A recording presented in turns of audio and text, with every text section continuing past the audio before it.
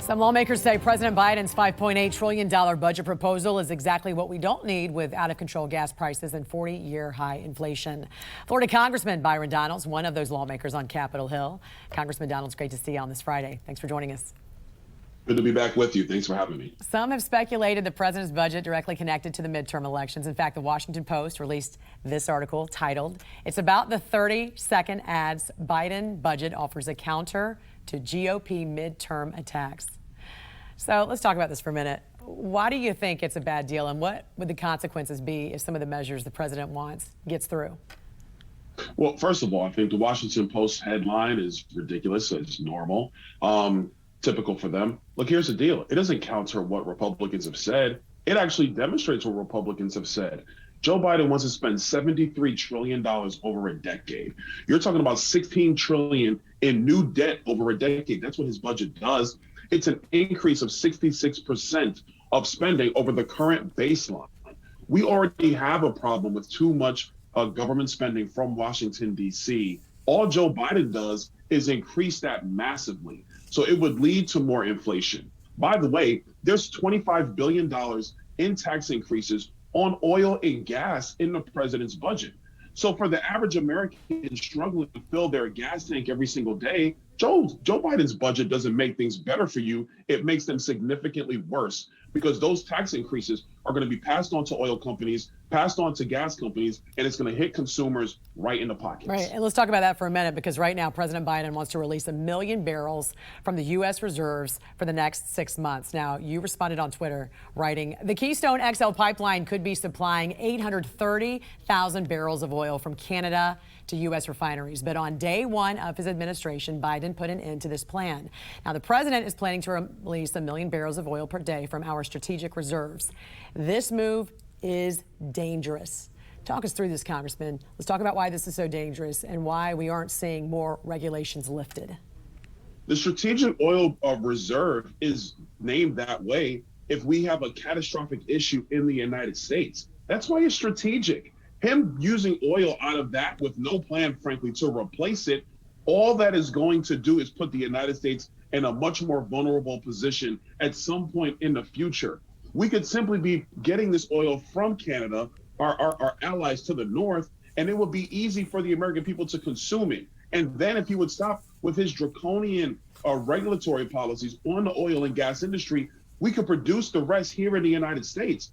Joe Biden doesn't want to do that. He's so committed to the climate change agenda, which is frankly going to bankrupt the nation, and it's going to put poor people in a worse spot in the United States. He won't just do the simple, correct things, which is reverse course on his own policies.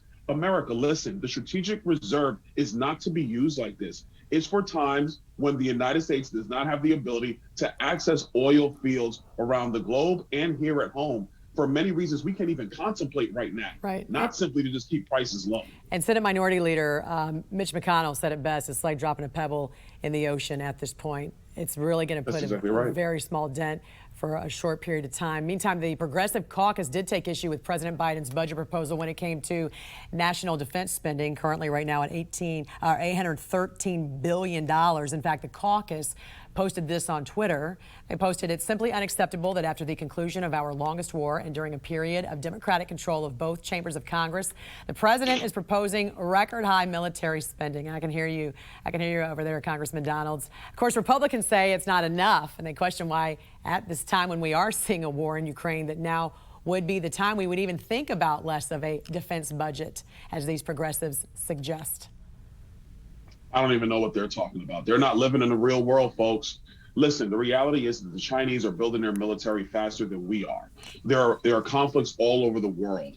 We have to get serious about military spending. Look, I will acknowledge to everybody, there are some reforms that need to happen at the Department of Defense. We need to do that immediately. But to put our head in the sands and not continue to keep our military afloat, let alone build it the way it needs to be built, is just not acknowledging the reality that we are seeing in the world today.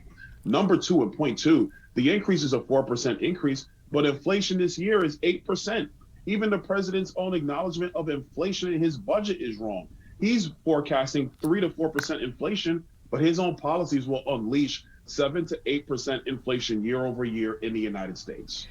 And finally, Congressman Donalds, I want to ask you about some of these new details that have emerged regarding the federal investigation into Hunter Biden's business dealings, because you, along with other members of the Oversight and Reform Committee, have demanded answers from Hunter Biden. I'm just curious, what's the status of that? What are you hoping that comes out of this federal investigation? And why do you think some of the mainstream media outlets are now reporting this when they didn't report on it for more than a year? Is there something we're about to see that's about to happen with this investigation? Well, I don't know specifically if something's going to happen in the investigation. The Department of Justice is going to have to deal with that. But in Congress, we must actually get into this. I'm going to tell you right now, Nancy Pelosi doesn't want to investigate this. Carolyn Maloney, the chair of Oversight and Reform, she's not going to want to investigate this. But it is clear at this point that Hunter Biden has been grifting off of his father's name for decades now. This is how he's made his money. Frankly, this is how the Biden family makes their money, is that they trade off of Joe Biden's name. If they had information like we have on Hunter Biden on Donald Trump Jr., Donald Trump Jr. would have been hauled into Congress in multiple committees. The mere fact that this isn't happening is Democrats covering for Joe Biden. And with respect to the big media, the mainstream media, their problem is that they covered for Joe Biden during the election. And this is one of those corrections they have to admit on the 5th paragraph in the 12th page of their papers to say that, oh yeah, we covered it just so they can move on. But this is a huge story. You cannot have the son of a president earning money and cutting deals around the world. It's a massive conflict of interest. And if Republicans are to take over during the midterms, is this something that you guys will be focusing on? Oh, you better believe it. We're going to dig into this because, like I just said, it's a conflict of interest. You cannot have the family members of an elected official, especially somebody like the president of the United States, just cutting deals around the world. It puts us in a very bad position. And listen, some of the questions might be, what are the decisions that Joe Biden is making around the globe? And how has past business deals by his son and his brother, mind you, how has that impacted Joe Biden's decision making with respect to America on the world stage? Major questions need to be answered. Congressman Byron Donalds, great to see you on this Friday. Hope you have a great weekend. Thanks for joining us. Thank you.